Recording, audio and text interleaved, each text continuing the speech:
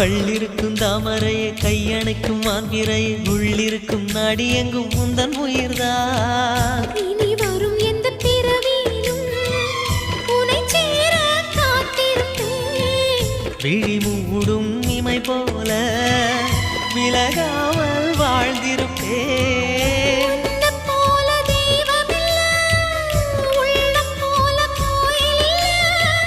தினந்தோறும் அர்ச்சனைதான், எனக்கு வேறு வேலை இல்லை. நன்றி சொல்ல உனக்கு வார்த்தை இல்லை எனக்கு, நான் தான் மயங்குறேன். என்னுடைய மனச தந்துவிட்ட பிறகும் ஏம்மா கலங்குற